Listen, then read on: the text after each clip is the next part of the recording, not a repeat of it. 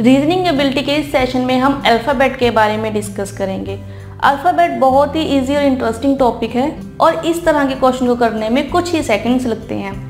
Alphabet के जो question हैं वो मोस्टली स्टूडेंट की वोकैबुलरी पे डिपेंड करते हैं कि आपकी जो वोकैबुलरी है वो कितनी स्ट्रॉन्ग है।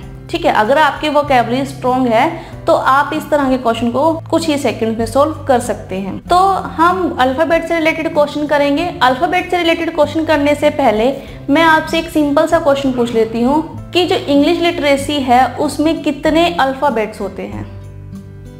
आप लोगों का आंसर होगा 26 अल्फ़ाबेट्स होते हैं इंग्लिश लिटरेसी में, लेकिन आपका आंसर ये रॉन्ग है। क्यों?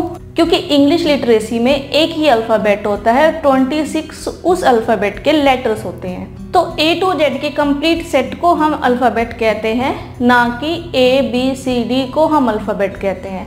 ABCD लेटर्स है और इनका जो सेट है उन्हें हम अल्फ़ाबेट कहते हैं। और जो लेटर्स हैं वो 26 होते हैं और अल्फ़ाबेट एक ही होता है। तो याद रहे कि जो अल्फ़ाबेट सिंगुलर वर्ड है लेकिन उसमें 26 लेटर होते हैं। तो आइए हम अल्फ़ाबेट से रिलेटेड क्वेश्चंस करते हैं। इससे रिलेटेड फर्स्ट मॉडल है, यहाँ पर एग्जाम्पल दिया हुआ है। If it is possible to make a meaningful word with 4th, 8th and 10th letter of the word contract, which of the following will be the last letter of the word? If no such word can be made, give X as answer. If more than one such word can be made, give M as the answer. अब हमें यहाँ पर meaningful word बनाना है 4th, 8th और 10th letter को मिलाकर जो हमें वर्ड दिया हुआ है कॉन्ट्रैक्ट।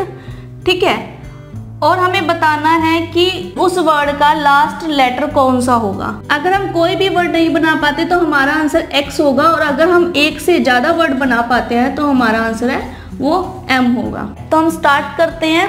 लेटर है यहाँ पर कॉन्ट्रैक्ट। अब कॉन्ट्रैक्ट में 4th, 8th और 10th letter. 4th 1 2 3 4th letter 5 6 7 8 letter 9 10 और ये 10 लेटर है। NAT, N A और T, इन 3 लेटर को मिलाकर हमें मीनिंगफुल वर्ड बनाना है।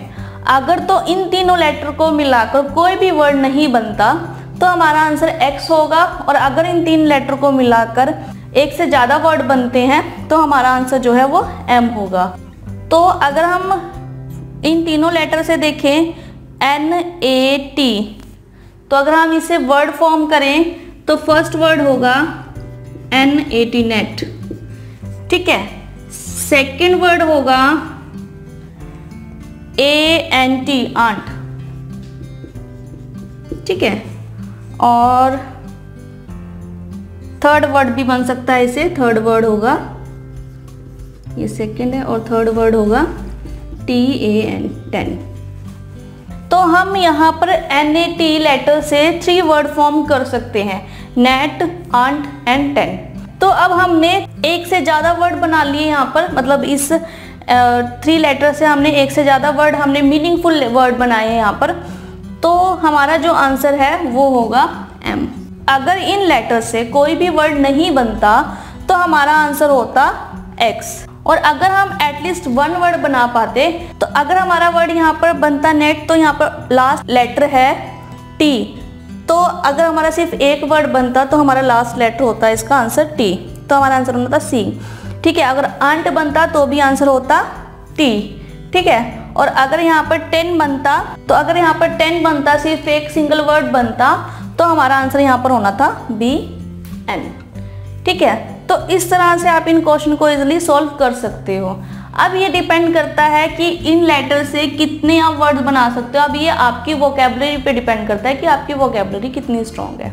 अगर तो आपकी वोकैबुलरी स्ट्रॉन्ग है तो आप कुछ सेकंड में ही लेटर को देखकर ही वर्ड फॉर्म कर सकते हैं। अगर आपकी स्ट्रॉन्ग नहीं है तो आपको टाइम लगेगा इस तरह के वर्ड्स बनाने में। तो क्वेश्चन को अच्छे से रीड आउट कीजिए कि क्या पूछा गया है, स्टेटमेंट को समझने की कोशिश कीजिए, और आंसर बड़ा ही इजी है सॉल्व करना। इस तरह से इन क्वेश्चन को सॉल्व कर सकते हैं।